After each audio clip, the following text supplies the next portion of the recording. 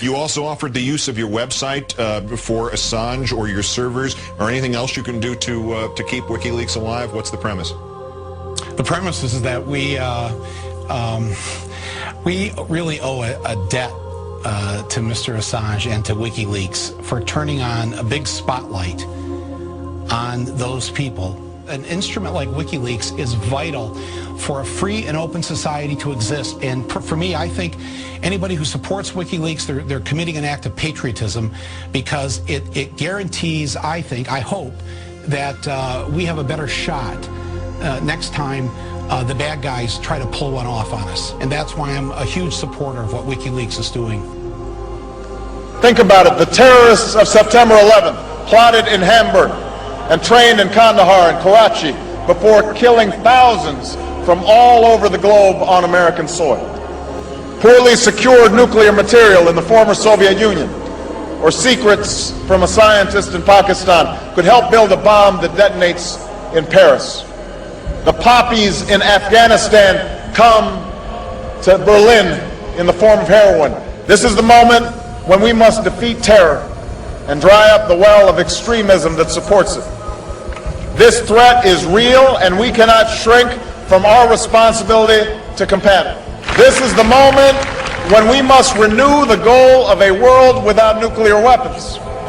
It is time to secure all loose nuclear materials, to stop the spread of nuclear weapons, and to reduce the arsenals from another era. This is the moment to begin the work of seeking the peace of a world without nuclear weapons. Now I'm going to tell you a bit about WikiLeaks. Disinformation is defined as misinformation that is deliberately disseminated in order to influence or confuse rivals. It is used by governments to mislead and brainwash their citizen populations, instigate wars, and blackmail foreign regimes. It is the ultimate instrument of the media. The most effective disinformation is that which is comprised of falsehood as well as facts. WikiLeaks, founded by Julian Assange, fits this description perfectly, right down to the letter. Seemingly overnight, it has become one of the biggest whistleblowing agencies in modern history.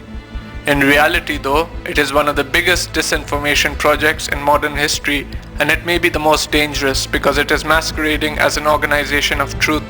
The information released by WikiLeaks isn't new, it's not groundbreaking, it doesn't hurt the US as much as people think.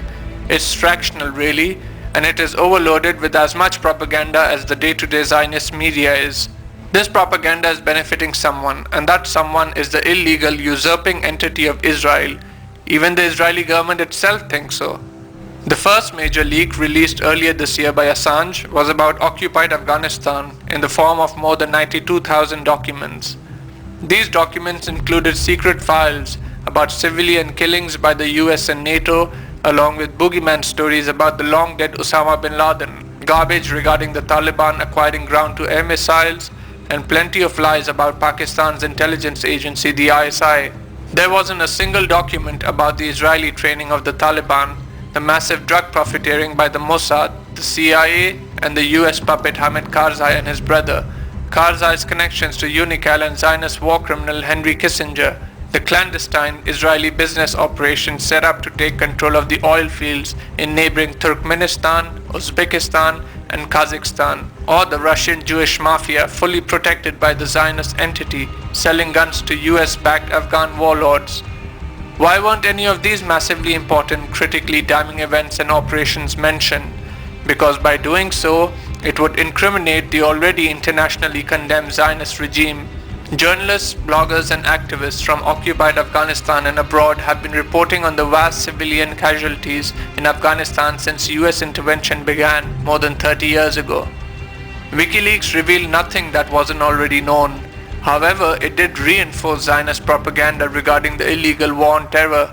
The next major leak by Assange's organization, which has gained more notoriety than the previous leak, was about occupied Iraq in the form of nearly 400,000 documents.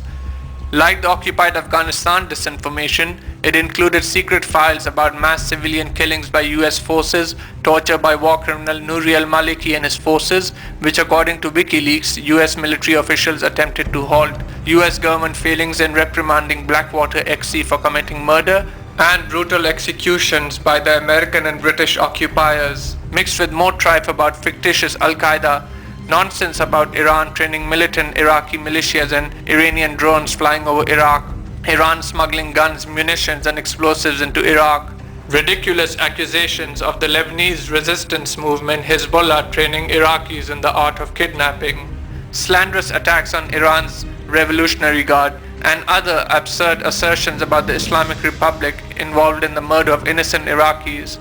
The WikiLeaks Iraq war logs also revealed civilian casualties numbered at 66,081. The logs also revealed that Iraqi WMDs actually did exist, as US soldiers found chemical weapons labs, terrorist toxin specialists, and chemical weapons caches. There was nothing secret about American and British forces murdering, torturing, and raping innocents in occupied Iraq. Like Afghanistan, Iraqi and international journalists, bloggers, and activists have been reporting the murder of civilians in Iraq since the beginning of the illegal occupation, with much more effectiveness than WikiLeaks. The US military did not attempt to halt the puppet al-Maliki's torture of unlawfully imprisoned Iraqis. They partook in it. They led the way after they signed off on it. They were the primary perpetrators.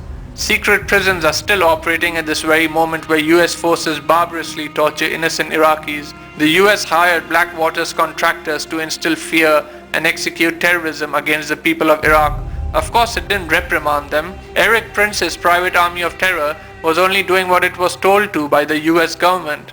The concept of Hezbollah training foreign militias to meddle in state affairs is absolute lunacy.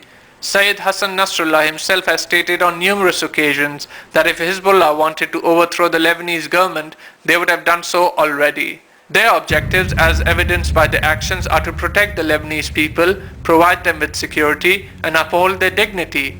Hezbollah hasn't undermined its own government. It is asinine to think it would undermine the government of another nation. The propaganda targeting Iran is pathetic.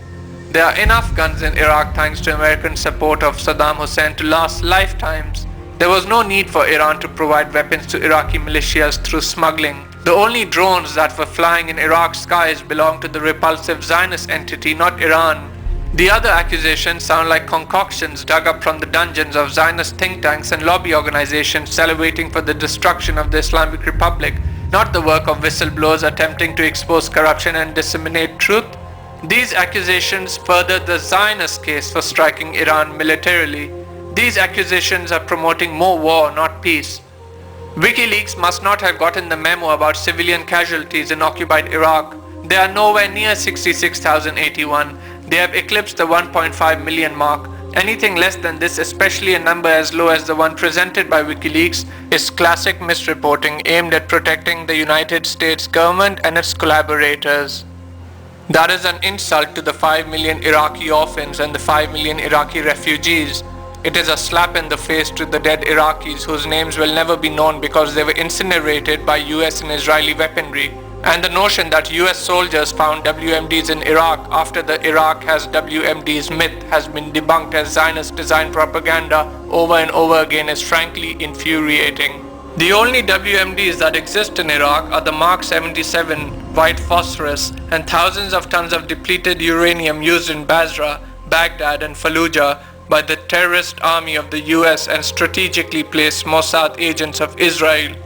Where are the leaks on the 55 Zionist companies profiting from Iraqi blood being spilled? Where are the leaks on Iraq's artifacts being stolen by Zionist agents? Where are the leaks on hundreds of Mossad agents operating in Mosul? Where are the leaks on the Mossad bomb-making facility in Kirkuk? Where are the leaks on the Mossad murderers stationed in several villages around the devastated area of Fallujah? Where are the leaks on the depleted uranium-tipped IEDs of Zionist-owned Zapata engineering that have massacred thousands in Najaf, Karbala and Tarafar, just to name a few? Where are the leaks on the Israeli arms dealers supplying weapons to CIA-trained death squads? Where are the leaks on Zionist war criminal Paul Wolfowitz importing Shin Bet torture experts to train the US military? Where are the leaks on Mossad conducting interrogations and torture in Iraqi jails, including Abu Ghraib? Where are the leaks that will actually tie the illegal war, which was exclusively designed by Zionists, to Israel? They don't exist because Wikileaks isn't concerned with uncovering the truth regarding the real criminals. They are concerned with leading the public away from the truth to keep them under control. It's COINTELPRO all over again. The target of Wikileaks' first release was the Islamic Republic of Pakistan. The objectives of the operation were to give credibility to war criminal Obama's illegal drone strikes that have murdered over 1,000 civilians, raise the possibility of a future overt occupation, and cover up the meddling of Israel in occupied Afghanistan. It is vital to note that the destabilization of Pakistan has been the Zionist objective since the declaration of Al-Nakba architect David Ben-Gurion. They want to denuclearize Pakistan. The target of Wikileaks' second release was the Islamic Republic of Iran. The objective of this operation was to slander two of the very few entities on earth resisting Israel, Hezbollah and Iran, as well as cover up the Zionist fingerprints all over the mutilation of Iraq. The IAEA has already inadvertently foiled the Zionist plan to attack Iran based on the nuclear premise, confirming that the Iranian nuclear program is peaceful in nature and has nothing to do with weaponization. The Zionist Shahzwar experts needed to try something new. Through Wikileaks, the accusations of the Zionist Bush administration against Iran have resurfaced under the guise of whistleblowing. It's a sham. The Saudis, the Egyptians and the Jordanians are not nearly as confident as the Iranians and Hezbollah are about the future. Listen to how Ahmadinejad speaks. Listen to Nasrallah. This air, this aura of self-assurance. Time is on our side. A final note needs to be made about Julian Assange, the man who has been praised as a freedom fighter, a revolutionary, and a friend of the oppressed people. In a recent interview, he stated, "I'm constantly annoyed that people are distracted by false conspiracies such as 9/11, when all around we provide evidence of real conspiracies for war or mass financial fraud. It's shameful that Assange is annoyed by those seeking truth regarding the reason 1.5 million innocents are dead in occupied Iraq, 1.2 million innocents are dead in occupied Afghanistan, and thousands of more innocent men, women and children are dead in occupied Palestine, Lebanon, Pakistan, Yemen and Somalia. 9/11 is anything but a false conspiracy. There is overwhelming evidence that American and Israeli officials did not just have foreknowledge of the event, but planned the attack and carried it out. It was a Mossad CIA false flag used to protect the Zionist entity from any future military threat and expand the parasitic hegemony of the US and the illegitimate Tel Aviv regime throughout the world via the Zionist-inspired war on terror. Someone insulting the seekers of 9/11 truth, slandering the righteous movement of Hezbollah, spreading propaganda about Iran which adds to the demonization campaign levied against the Islamic Republic by the Zionist lobby and the Zionist media, and deliberately leaving out Israeli crimes in occupied Afghanistan and Iraq is no freedom fighter. Such a person is a liar and a propagandist. Wikileaks' most recent leak about occupied Iraq was delivered to several mainstream news outlets including Al Jazeera, the Zionist New York Times, Der Spiegel of Germany, which has smeared Hezbollah in the past by despicably accusing the resistance of selling narcotics, Zionist-controlled Le Monde of France, which has also smeared Hezbollah recently, and The Guardian of the UK in packages as if it was some sort of gift for a holiday. This isn't a leak. This isn't an expose. This is a press release. This is a media spectacle. This is a circus to cover up real crimes. Those interested in seeing a real leak, in addition to real courage, should read the story of Mordechai Vanunu, who blew the whistle on Israel's nuclear program and has spent the last 26 years in and out of Israel's inhumane prisons, including 18 years consecutively, with 11 of those years in solitary confinement. Iraq was annihilated for the Zionist regime, as was Afghanistan. When discussing the destruction of these nations and the murder of millions of their people, it is integral to the understanding of the crimes committed to discuss the Israeli role in these crimes. Any person or institution failing to do so is ignorant, a coward, or a collaborationist. None of these persons have any place in the movement to restore the occupied lands to the indigenous people and bring the tormentors to justice. By supporting Wikileaks, you're not fighting the occupier, You're not honoring the martyrs, you're not combating imperialism, and you're not striking back at the oppressor. You're supporting Israel and the cover-up of the activities of its criminal network. WikiLeaks is Zionist poison. Wake up!